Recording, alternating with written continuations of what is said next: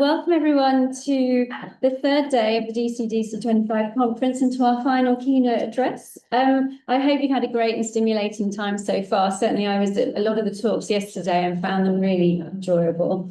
My name's Emma Jane Avery and I'm Director of Public Engagement and Sector Leadership at the National Archives. And I'm delighted to be chairing this morning's session with Professor Katy Shaw. So, over to today's session. So Professor Katy Shaw is Director of the AHRC Creative Communities Programme and Professor of Contemporary Writings and Director of Cultural Partnerships at Northumbria University. She works with the British Academy. She sits on the North East Mayoral Strategic Authority's Strategic Advisory Board.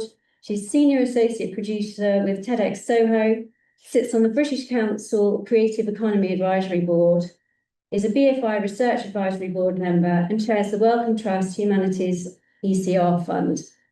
Katy recently contributed to the Gordon Brown Labour Party report on the Commission on the UK's Future, A New Britain, Renewing Our Democracy and Rebuilding Our Economy in 2023.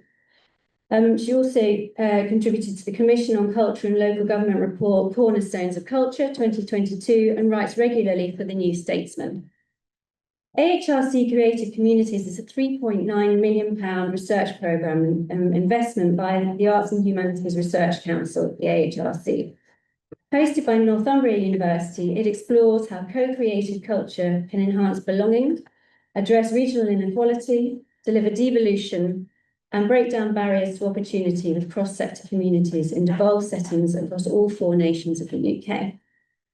Katy joins the DCDC community this morning to tell us more about how Creative Communities is continuing to develop and grow, sharing insights into the programme as well as thoughts on how we, the glamour sector, can continue to help drive culture growth, foster inclusive innovation, and address regional inequality through co-creation and collaboration with communities. So welcome, Katy. I shall hand over to you now. Thank you very much.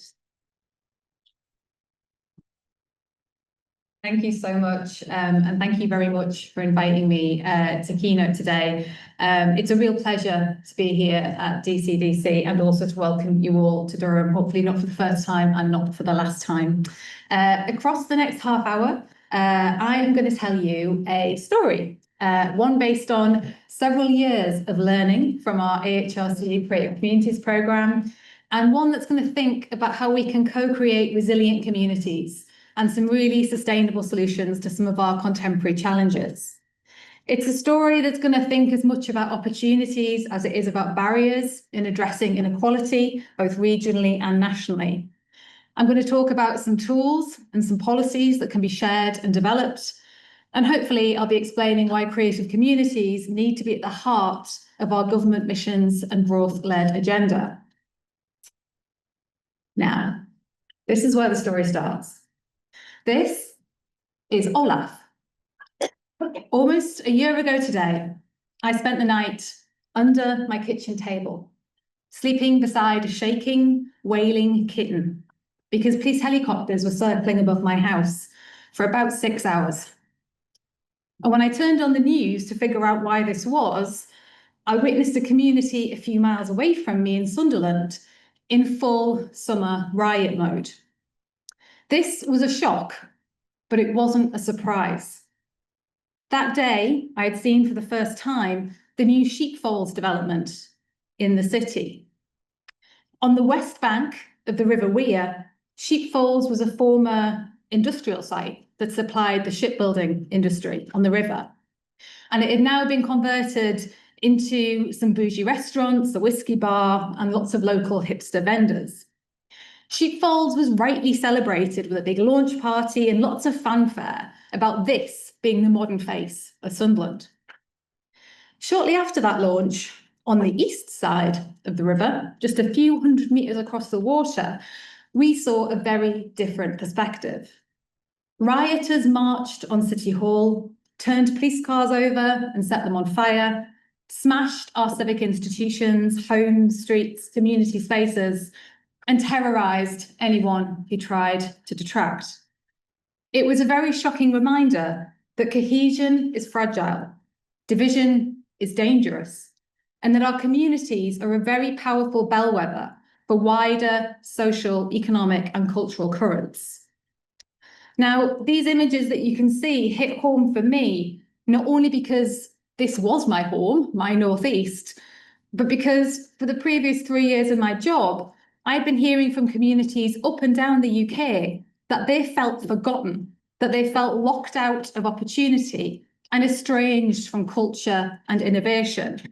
And not just local communities, but also their third, private and public sector partners. In response to this, we had been piloting several new ways of addressing it through the lens of culture, innovation and devolution. But each of our pilots had two main questions at their heart.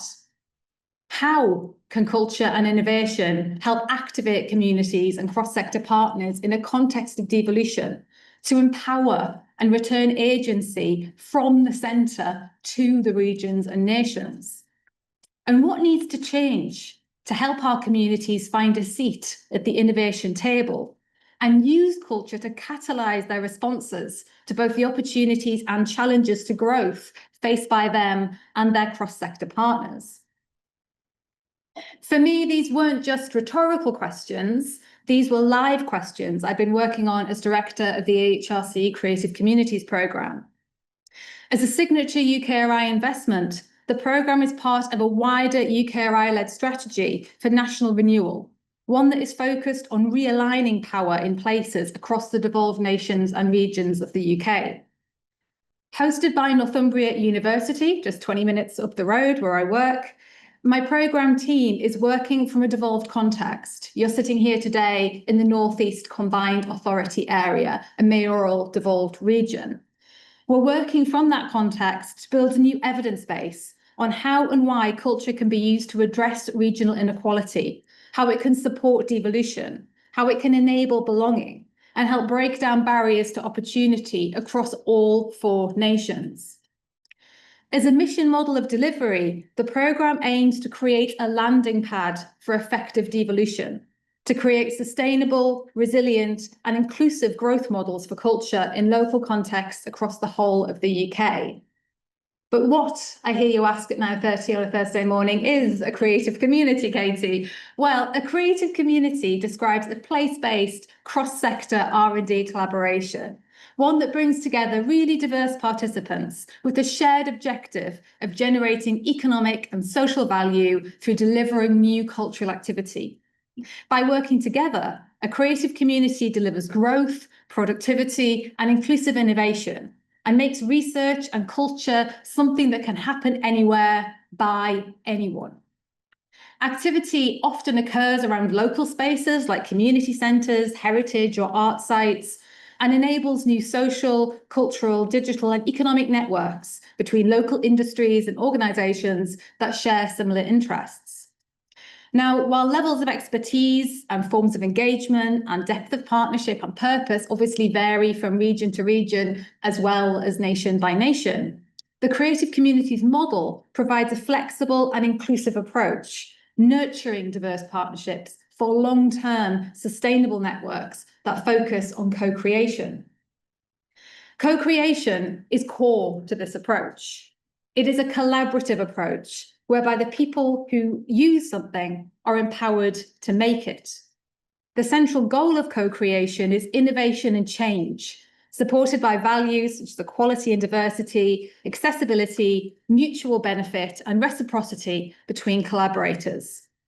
There are 3 elements that are really key to this in our delivery: community, collaboration, and context. In co-creation, research is done with a community rather than to a community. All collaborators are of equal importance in providing their individual expertise. And these collaborators come together over shared goals to create something meaningful that is dependent upon their unique local context. So co-creation then is not a one-size-fits-all solution to tackling shared issues. It must be applied thoughtfully, but it can often be difficult for existing systems and processes to meet the needs of co-creation. And indeed, while co-creation can help to empower communities, it can also worsen inequalities if local contexts are not properly considered and put at the forefront of research design. Our first step in the AHRC Creative Communities programme back in 2022 was to conduct the first ever deep dive study into over a decade of what the AHRC had funded across all 4 nations of the UK, involving communities, co-creation and partnership working. By mapping out where funding had gone, to who and with what effects, we were able to make visible for the first time 10 years of publicly funded community-led innovation across the UK. The findings and maps from that study can be found in our programme report, By All For All, The Power of Partnership, which is an open access resource available on our website. Our work showed that there was real strengths across the whole of the UK when it came to this kind of work, but it also raised some potential questions for us. We found there was differential funding across the 4 nations, a disparity of awards between particularly the 3 devolved nations and the rest of England. We found that there was bidding inequity for some higher education institutions and independent research organisations. The absence of full economic costing for awards of 80-20 meant that some smaller organisations simply couldn't bid for the big quantum awards because they couldn't afford the 20% match. We also found that participants in our research told us, and I'm sure this is no surprise to any of you, that research and funding bids were opaque, overly long, complicated, and were not very inclusive. We were also told time and again that people were sick of what they called hit and run funding opportunities, ones that came and went quickly and had no legacy.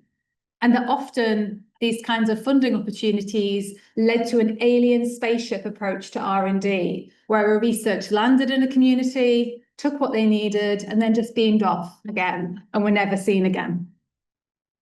We also heard that communities and partners felt that they were relatively invisible in the bidding process, that they would send letters of support and then would never feature in any of the outputs named by academics. Many of the people who participated in the research itself told us that their price of participation was high because they were never paid for their time. Capturing the value of this kind of research also posed questions. We found there was limited capacity and, in some cases, skills and experience to deliver evaluation effectively, and often the expertise arriving from the research stayed with the researcher. We heard particularly from devolved regions and nations that they were doing things differently, that they wanted more collaboration, and that they wanted to retain the impact of their R&D within their nation and not lose it. We took this report evidence and showed our funders that it demonstrated a clear need for a sharing of best practice on what works in delivering inclusive models of devolution and innovation. We needed to change the historical model and help Westminster learn from the regions. We needed to support communities and cross-sector partners to come together around cultural challenges and opportunities. We knew that devolution could help us unlock new tools and possibilities for culture and innovation. So how could we supercharge these by making them inclusive from inception? We took our report evidence on the deep listening we'd engaged with across communities and partners in all 4 nations of the UK and used this to co-design with them 3 new strategic interventions to make that change happen. The first of these interventions is our Community Innovation Practitioner Awards, or CIPs for short. Actioning our recommendation that we need to teach skills for and invest in co-creation, this innovative pilot funded CIPs in collaborative cross-sector research projects centering on local culture. To ensure better parity of opportunity across all 4 nations, we mandated that at least 1 award would be given to each of the 3 nations, and at least 1 in a mayoral combined authority area of England. To better enable access, we made our awards 100% fully economic costed, and we devolved them upfront as a lump sum, so the CIP and their team could co-create their budget together. To better foster a culture of collaboration in place, we mandated that every single award holder had to mobilise non-HEI partners and communities, and that they had to use co-creation as a methodology. We also tried to address the need for more inclusive applications and processes by offering for the first time the option of making a video application so people could show all of the members of their research team and their research environment. And if they chose not to do that, they could submit in the form of a slimline 1,000-word application. The changes we made to how R&D is normally done in this country put the community at the heart of innovation for the first time. The first cohort of CIPs employed co-creative methodologies to address complex social challenges across diverse communities, from Belfast's market area to Welsh post-industrial regions and Liverpool's healthcare settings. Their work aimed to empower marginalised communities through participatory cultural interventions, using arts, heritage, music, and creative practices, using them all as vehicles for social change and community building. Each of the practitioners developed innovative approaches to bridge academic research with grassroots community needs, fostering new cross-sector collaborations that challenge traditional boundaries between universities, public services, and local residents. Through this community-led research, the CIPs demonstrated how creative co-production can tackle issues ranging from mental health and social isolation to heritage conservation and youth engagement, ultimately building more inclusive, more resilient communities. As you can see here, the CIP projects cross a variety of cultural forms and themes, but unite in their co-created, cross-sector approach to impact and innovation. At the heart of their work was the desire to equalise opportunity and bring new faces to the research table. Each of the CIPs generated a case study and a policy paper, each aimed at their devolved local context, offering insight into the partnerships and processes and policies that shaped and are shaped by local communities. The CIPs also produced a podcast series. They had an episode each, capturing the voices of the multiple actors involved in their co-created R&D. And together they formed a new national network, facilitated by programme mentorship from my colleagues on the programme. They were provided with training opportunities, workshops, and events. That network forged a new community of best practice to share learning and develop new ways of supporting collaborative R&D in a context of both national and regional devolution. Now, we haven't got time today to tell you all of the brilliant things that the CIPs are doing. You'll have to listen to the podcast series for that. Like and subscribe. But I do want to let the CIPs do some of the talking for themselves. This is Anya. Anya's CIP work used co-creation to tackle issues of mental health and substance abuse in the community of the market area of Belfast. This, if you know the market area, it is an area that is blighted by the legacy of the Troubles. It's in the very architecture of the place. Now, Anya used drama and creative writing and poetry and visual mapping, and she worked with partners and the community to create new cultural responses to trauma and build a renewed sense of civic identity and belonging in the market area. Her work culminated in a co-created national photographic exhibition that strengthened her community's resilience and informed cultural policy in the Northern Irish Assembly. And we should be able to hear from Anya now. Most of us, in one way or another, were living with the impact of addiction, poor mental health and trauma on our lives. But in no time at all, we ended up looking forward to coming to the community centre every Wednesday night, and we opened up about some of the most painful parts of our lives. And to be quite honest, I wasn't expecting this project to impact us in the way it has. Hello, I'm Anya Brady, Community Innovation Practitioner, and join me where I live and work in a historic working class inner city community in Belfast called The Market. It's where we'll explore the power of this creative community in dealing with complex health issues it faces, like addiction and trauma. We'll also look at its potential to develop agency in the midst of such challenges, and how cross-sector partnerships working together in a place-based way can help propel this process. When issues like substance use, trauma and legacy, there's no silver bullet. There's no one intervention that's going to fully address these issues. We're not saying that arts and culture will solve everything, but we are saying it's an important part of the puzzle. And when arts and cultural programs are underpinned by research that is co-created and driven by the communities they're designed to serve, well, the possibilities are endless. And this type of research, it's not possible without authentic cross-sector partnerships. People coming together in a genuine and committed way with a shared purpose and with backing from institutions like the AHRC or DCDC. So that is Anya. And this is Jim. Jim, also in Northern Ireland, used co-creation to re-centre his local skater community as legitimate users of public space in the face of the resortification of Portrush by golf and tourists. Using videography as a key creative method for expression and networking, he created new agency and community self-management as part of a wider Tony Hawk's-backed campaign to build the first sustainable community skate park in Portrush.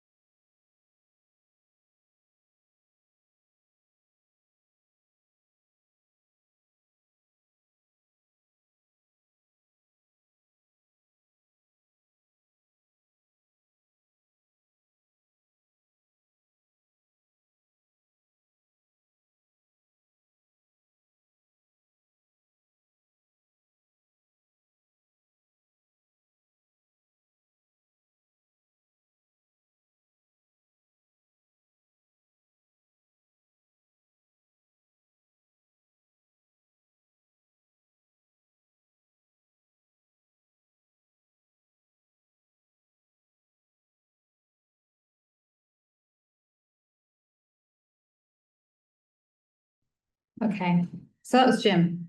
And that skate park is still information for anyone who is heading to Portrush and doesn't want to play golf soon. Now, that's like a little taster of what the CIPs have been up to. There's loads more in the podcast series and on the website, so do check those out. Now, the CIP Awards were obviously a pilot project, and we did not have much money, surprise. Each of the CIPs had just over 57 grand for a year. But from this, the amounts they were able to lever in were pretty astounding in terms of match. These are not normally figures that we see in arts and humanities research, and they reached across sectors and importantly into long-term changes in communities. The pilot was a real success, and that's why earlier this year we scaled it to an open call for a new cohort of CIPs who are going to be starting this September. So stay tuned for the website and the podcast to hear about all of their projects too. Again, we've got them across all 4 nations of the UK. Our second intervention was our policy labs and policy sprints. Now, through our UK-wide Creative Communities Policy Lab series, our programme team brought together cross-nation, cross-sector and public stakeholders to try and think about how we could use creative facilitation methods to generate new solutions for maximising growth and capturing the value of culture across devolved settings in the UK. The Policy Labs co-created cross-sector policy recommendations that were then taken and socialised in a series of policy sprints to each of the 4 governments directly to inform the strategic development of culture policy planning across settings, regions and nations that were devolved.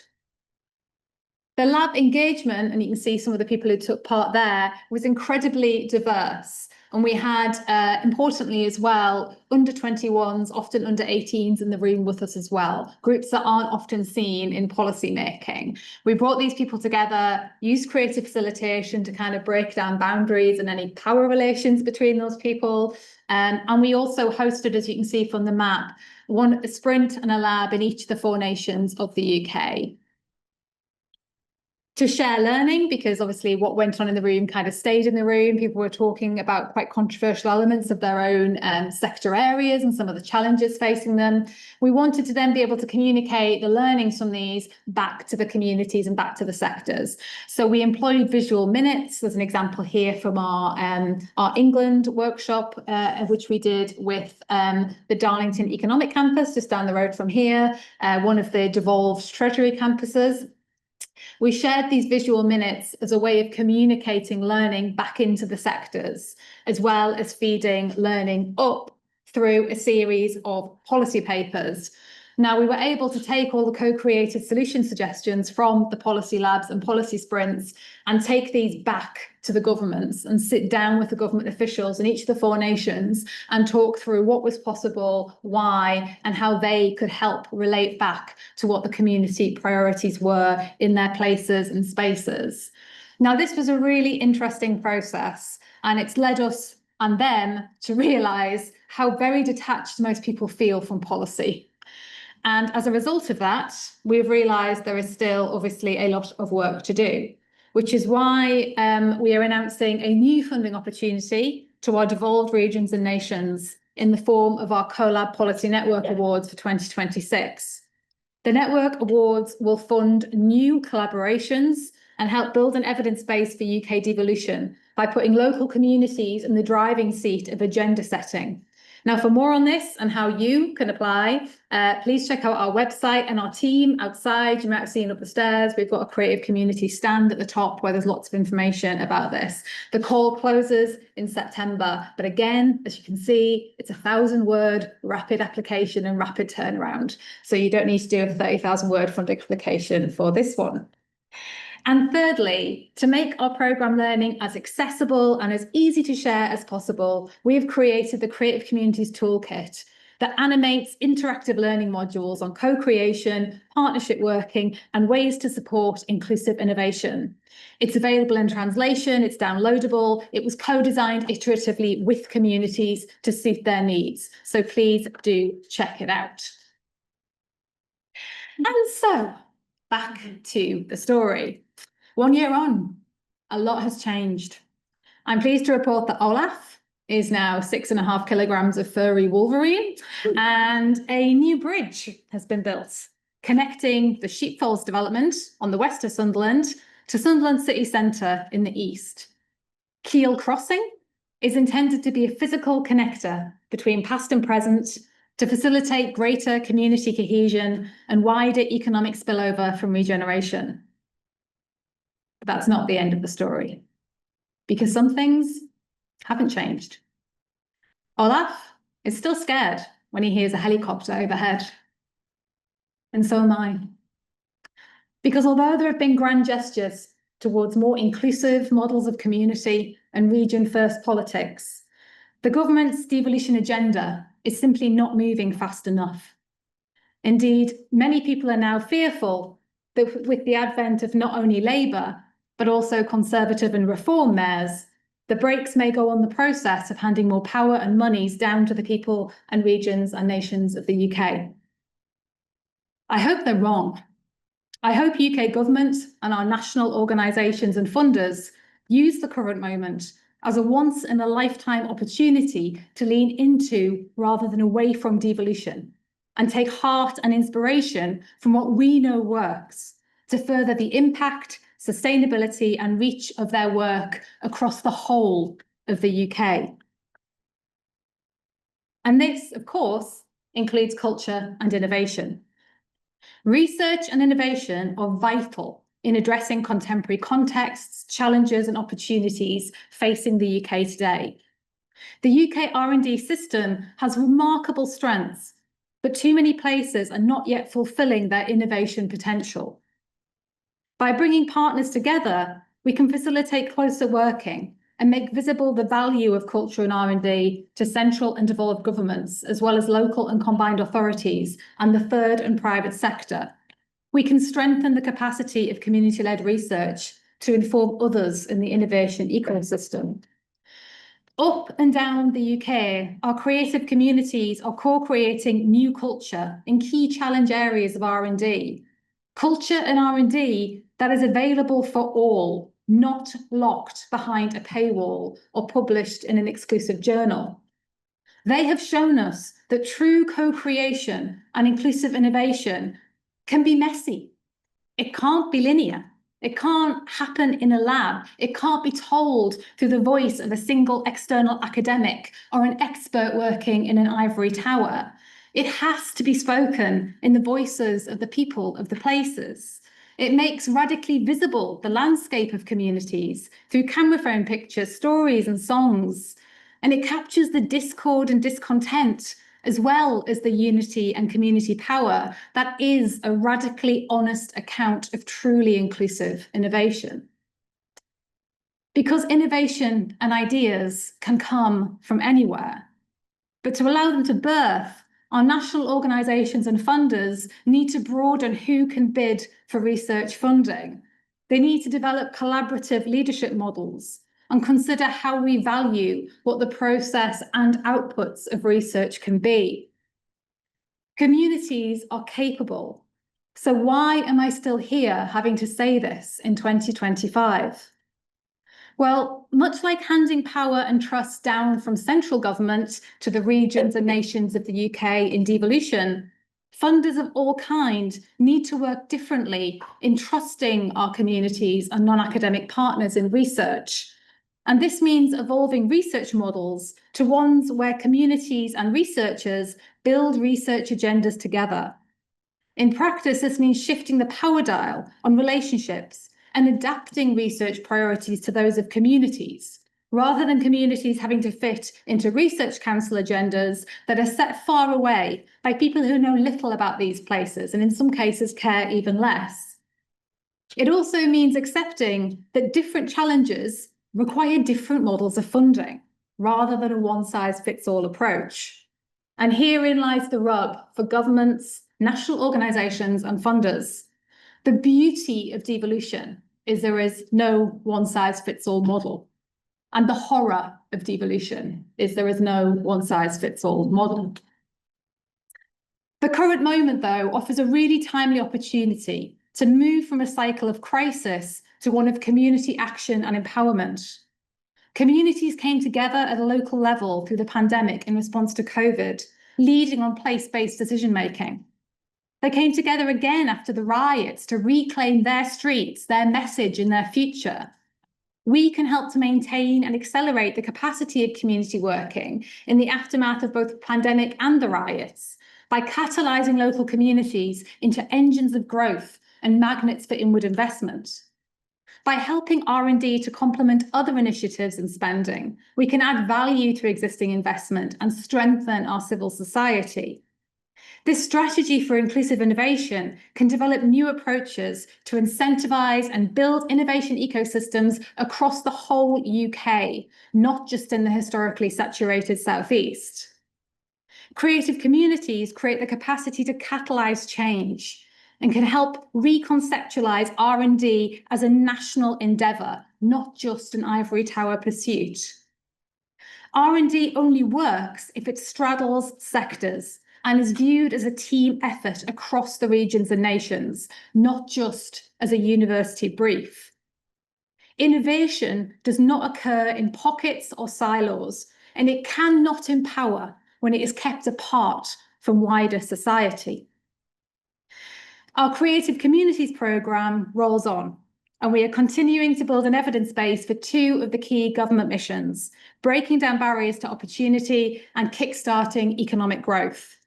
And there is much good practice to learn from, not only from our funded work, but in community-led initiatives by partner organisations, including many of those here today. The British Library cultivates 2 brilliant and distinct communities in London and Yorkshire through community hubs, tours, book groups, and public events. And JISC supports community engagement to share knowledge, experience, and ideas that impact the UK's education sector. The National Archives also has a range of community hubs that bring collections closer to communities, and citizen archivist projects that throw up questions about who can and who should curate the past. The National Archives record the actions of the state, but they also offer really important insight into how these events impact on ordinary people and the communities and their senses of identity and belonging over time. And this is really important, because if you don't know where you've come from, both as a community and as an individual, then you can't possibly know where you're going. And we're in Durham today, home of the world-famous Durham Miners Gala and the Pitman's Parliament Red Hills. Our strong mining heritage informs the landscape and the identity of the people on the streets outside, people just like myself. And every year in July, we still parade our mining banners and bands through those streets, united in a shared past and a faith in our identity and history and its relevance to our current struggles. The National Union of Miners banner always leads that parade, and it has a really powerful motto writ large on it: the past we inherit, the future we build. It is time to build better and build together. To unlock the innovation ecosystem of the UK, we must prioritise community engagement and partnership to create a flexible network of new knowledge that can drive growth and respond to the challenges and opportunities facing us now and in the future. Everyone, everywhere, should benefit from and have opportunities to engage in R&D through creativity and culture at a local level, no matter their location, no matter their means, no matter their background. By growing devolution and our creative communities, we can foster new models of R&D, funding and governance, new models that bring together partners equally in cooperation rather than competition, to grow not only the economy, but also a society that is truly by all and for all. Thank you. Thank you so much, Katy, for that really thought-provoking session on co-creation, local contexts, current challenges and opportunities for culture, and a real sort of powerful call to action for all of us. I think we're just going to get you a microphone and then we can go over to questions. We've had quite a few questions online. If you've got a question in the room, please raise your hand. Otherwise, I'll go to online first. So the first question we've got is, blue sky thinking and challenges aside, what's a co-creation project that hasn't happened yet that you'd love to see? Start with a really tough one. Oh my Sorry. goodness, let me get out my Rolodex and start listing them. I'd love to see more collaboration between the 4 nations.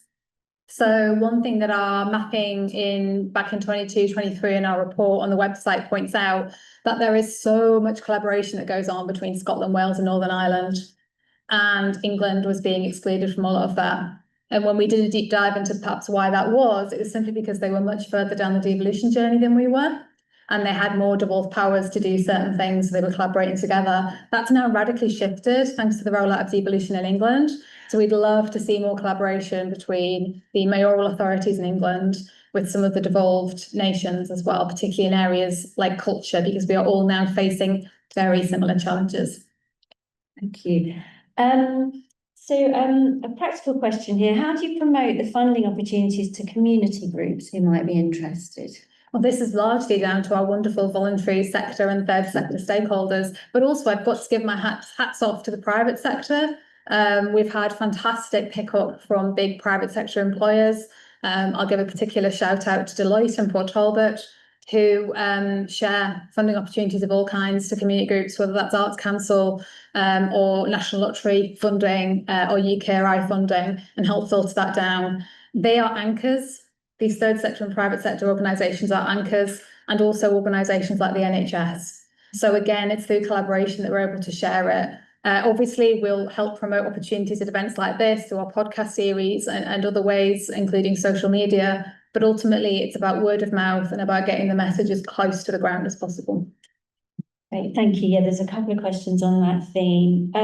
So I'll go to this is an interesting question. Do you think the findings of the Creative Communities programme have the potential to be used as a roadmap to develop similar partnerships in other European countries?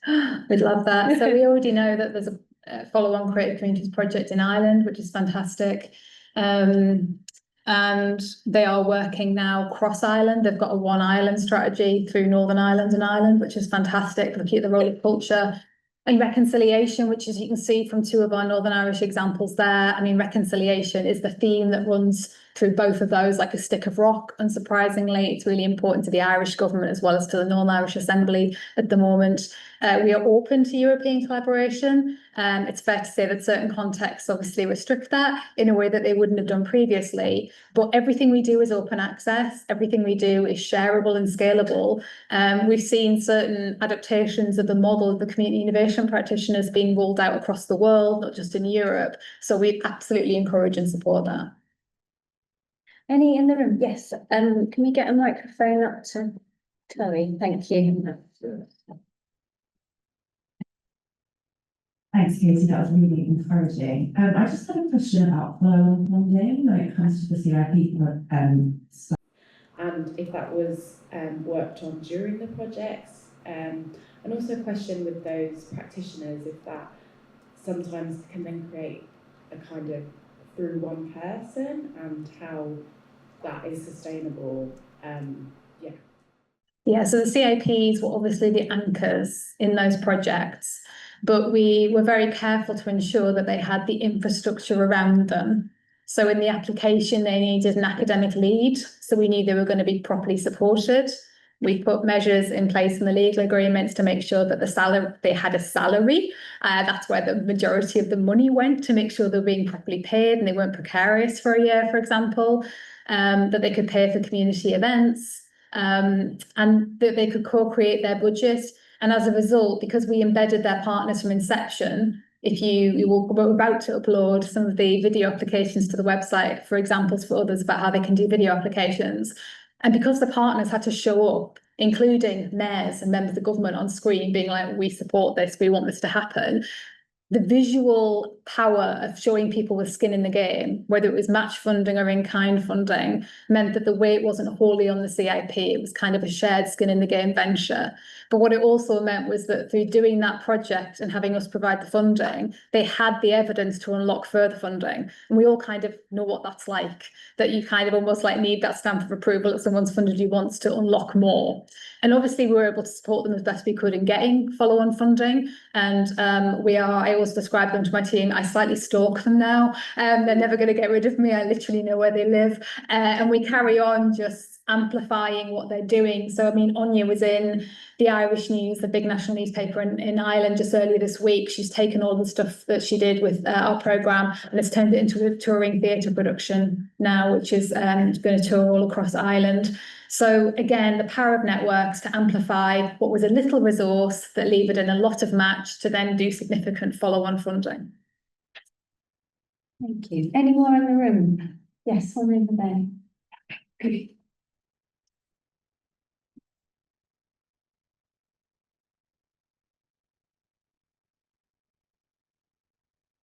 So you've touched on this a little bit already, but I was just going to ask, what do you think the role is of institutions in making their internal processes more accessible? So obviously you've spoken a bit about making the funding process more accessible for community groups.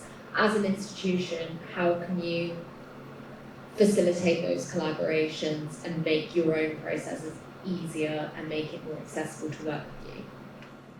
I think just listen to feedback would be my first bit of advice, that there's so many things in our sector, and by our, I mean, I am employed by a university and I sit here with the university hat on, that it's the phrase everybody knows. That when you talk about, oh yeah, funding applications at 30,000 words, everyone does that horrible jaded laugh, like, yes, and how long it takes to find out, yes, and peer review, yes. Like, we know what the problems are. And if they're a problem for us, then extrapolate that out to Arts Council applications that are also often like 30,000 words and put that in front of people who've never done an application before.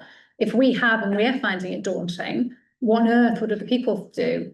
And we are seeing some elements of what we're doing being transferred. So already, for anyone who's used the UKRI's new funding portal, it has now the ability to upload video files as part of applications. Like, that didn't exist when we started. We had to create our own portal on our university website to add video applications. So those kind of what might seem little changes, again, if you extrapolate them out across funders and organisations, could quite radically transform the way in which we do research and we apply for research.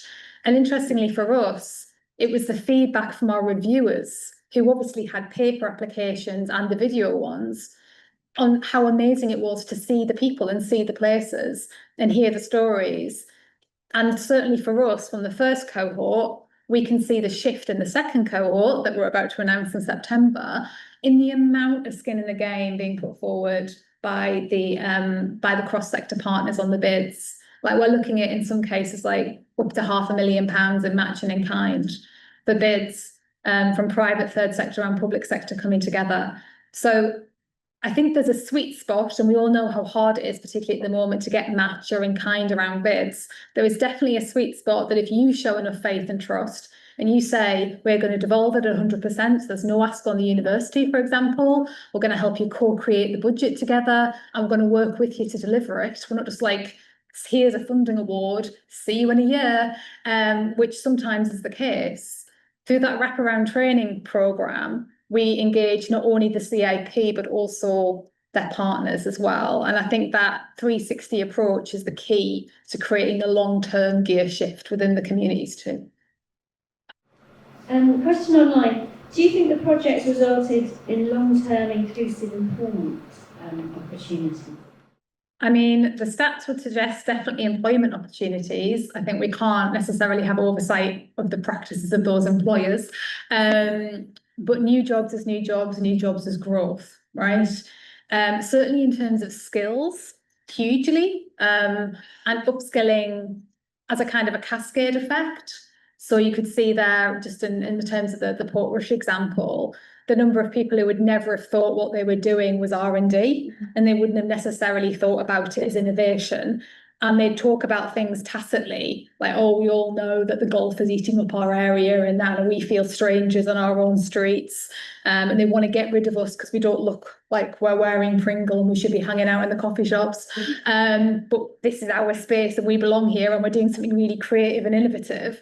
So it's hugely about empowering and upskilling, so people can also be networked into opportunity. And again, I think when we talked about funding opportunities with the first cohort of CIPs and many people in the labs, they were just like, well, I mean, yeah, we've looked at those websites, but they're absolutely impenetrable and we don't know which ones we qualify for and we don't know how we'd apply. And even if we did, we don't know how we'd take the money on because none of us have, you know, a company bank account or a charity bank account. And then what would you want us to do? And what would that look like? And how would we evaluate it? And how would we pay our mortgage while we're doing it? So fundamentally, we have to face the reality that many people, A, don't know where the door to R&D funding is, B, don't have the confidence or the knowledge of how to approach it and walk through it, and C, just like don't know what's on the other side. And also, why would they? Because, you know, we've not necessarily done the best job of telling them that and demystifying it, because it's obviously a very competitive process for people wanting it. So I do think there's a huge element of literacy that needs looking at here, not only within our sectors, but also within the wider public, because, you know, everyone's probably like tired of hearing about growth, and the growth mission is like the goose that we're all chasing, this golden goose. But actually, it's going to be a team effort. Like, growth doesn't come just from universities. It's been crazy pressure to put on our higher education institutions to think it's all innovation is coming from us. Nuh-uh. The majority is out there, right? And it's up to us to work with them to bring that forward. Any more questions in the room? So I've got another one online. How can we, as the funders and facilitators, encourage, help and support co-curation, especially with small community groups working with larger, more experienced organisations? Yeah, I think power relations is always a challenge, and it's a huge moment for UK universities in relation to this. You know, we talk about the civic agenda a lot, and one of my great fears at the moment, and it's a fear shared by others, is that as budgets get squeezed and contexts and operating contexts get more challenging, not just for universities, but also for a lot of our national organisations, our ALBs, like the civic agenda, as it's called, could be seen as a nice to have, not an essential. I think if the walls go back up around the ivory tower, that will undo hundreds of years of very good work, and that we are called civic anchor institutions for a reason. We'd be much poorer if we cut that work, but I think in some places we are already seeing it being cut back quite substantially. And certainly with my Northumbria hat on, I'm director of our cultural partnerships, and the culture sector is on its knees at the moment. And if ever there was a time for us all to get off our knees together, it's now. Thanks for giving us that call to action I was talking about earlier. Any more questions in the room? Otherwise, I've got a final big question for you, or we'll save that for a minute. Is that up there? Second row, please. Thank you. Yes, it's actually sort of following on from that question, and something you mentioned about the messiness of the co-creation that happens, and I've just wondered how time and support is built in to some of that programming, to support and recognise that messiness and the time it takes to build the trust that is needed. Yeah, I think it's a really good question. I think that this is somewhere where sometimes the structure of funding and the requirements of funding is that one size fits all, like the sausage machine, like we give you the money then, you produce the outputs then, you produce the evaluation report then, nice knowing you. Through having wraparound support, we were able to co-create with the CIP and their community partners an individual plan. And it is a rough plan. We always describe it as a journey map. And we've got kind of touch points on the journey map about where we'd kind of like them to be. The podcast is a really useful anchor for that, because they know they're recording material all the way through. And it also offers a really nice tool for evaluation, that they listen to the stuff they recorded in September when they start in March, and they're like, oh my God, I did not know what I was doing. I did not know what was coming for me. So having those little anchors on the route map is really, really useful to us. But it's a very meandering route sometimes through that. And that's because they're dealing with live case studies, right? Live changing contexts. Opportunities arise, challenges arise that they and we could not have foreseen. But that and the parallel program of training and development and mentoring, they have one-to-one mentoring with us every single month, bi-weekly training sessions, bi-weekly network sessions. They don't feel alone. And I think that relationship leads to a lot of honesty. So when a messy moment happens, it's not oh my goodness, what's gone wrong? It's oh, this is just a thing that's happened. We'll respond to it and strategize around it. So I think it's about having those very radically honest relationships and research, rather than trying to hide the wiring, which often can happen. Thanks, everyone. So I'll finish with a final question. So the theme of this year's DCDC conference is Choose Your Own Future. So I wanted to think a little bit about the future. So quite a big question. What do you hope for the future for the Creative Communities programme and the legacy it leaves behind? Oh, that is a big question. Get my Mystic Meg ball out.